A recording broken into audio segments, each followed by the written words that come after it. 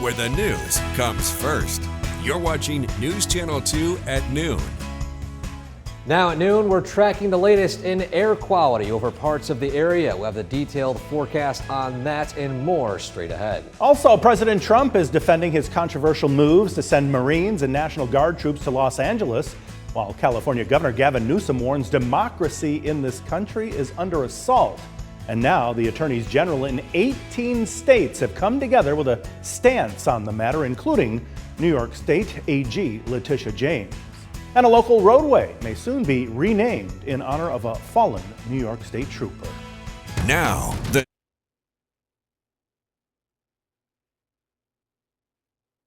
Good afternoon, everyone, and thank you for joining us. ICE raid protests are ramping up across the country, not just Los Angeles. This is New York City right here. Could we soon see President Trump send troops here to our state? Trump is defending his controversial moves to send Marines and National Guard troops to Los Angeles, and now threatening force to be used in other states as well. California Governor Gavin Newsom warns democracy in this country is under assault. This, as lawmakers on Capitol Hill are still debating the president's massive financial bill, which would cut health care for millions of Americans. NBC's Jay Gray begins our coverage this noon from Los Angeles. Well, for the sixth straight day now, we have National Guard troops stationed outside of the federal complex here in downtown Los Angeles. This comes after a night where we saw for the first time a curfew in a 1 mile square block area of this facility.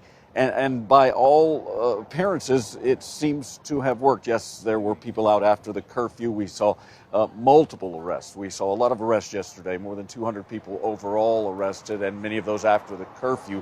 But again, there was no violent protesting like we've seen over the last several nights. No looting, there were no cars set ablaze. And so to that point, it seems like the curfew served its purpose, and it will, we are told, continue.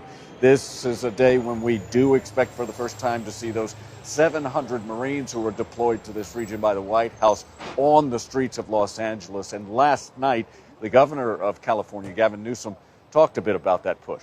He deployed more than 700 active U.S. Marines. These are the men and women trained for foreign combat, not domestic law enforcement.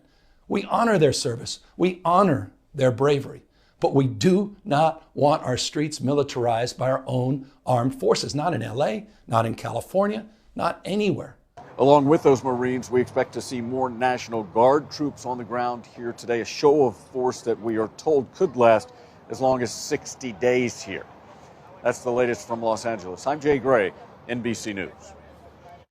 And stay with News Channel 2 and WKTV.com for the latest developments out of Los Angeles and Washington. Meanwhile, New York State Attorney General Letitia James today joined a coalition of 17 other attorneys general in releasing a statement condemning the Trump administration for what they say is the unlawful deployment of the California National Guard against protesters in California without coordination with state leadership. The statement says, quote, "The president's decision to federalize and deploy California's National Guard without the consent of California state leaders is unlawful, unconstitutional, and undemocratic. The federal administration should be working with local leaders to keep everyone safe, not mobilizing the military against the American people. As the chief law enforcement officers of our states, we are proud to protect our communities and oppose violence in any form." It goes on to say, we support California Attorney General Bonta in his challenge to the Trump administration's illegal conduct. We oppose any action from this administration that will sow chaos, inflame tensions, and put people's lives at risk, including those of our law enforcement officers. Now, joining Attorney General James in the issuing of the statement are the Attorneys General of Arizona, Colorado, Connecticut, Delaware, Hawaii, Illinois, Maine, Maryland, Massachusetts, Michigan, Minnesota, Nevada, New Jersey, New Mexico, North Carolina, Oregon, and Vermont. Let's switch gears now. Meteorologist Eric Gage joining us, and a second beautiful day in a row. Yeah, I got nice weather moving in, sunshine. We're keeping a close eye, though, on that wildfire smoke from Canada. Yeah. For now, it doesn't really be appearing to producing anything significant regarding air quality. Let's take a look outside right now from our Cavity Tower camera. We can see some of that faint haze, and that's focused primarily on the south. There was a plume of smoke heading south of central New York. Now, As I look out to our west from some of our air quality sensors out there, again, it appears to be still elevated, but not really that intense. In fact, we have the air quality levels at a moderate level at this point here in the Mohawk Valley. As you head south, it's in the unhealthy for some category. When you enter the unhealthy and very unhealthy range, that's when you want to limit your time outdoors as much as you can. These are kind of the gray zones where if you're unusually sensitive, you want to limit time outdoors, but still, it's generally okay for a lot of the population here in central New York. But we're tracking that satellite feed right now, picking up on a few clouds passing into our area from the west, and of course that westerly wind carrying in that wildfire smoke.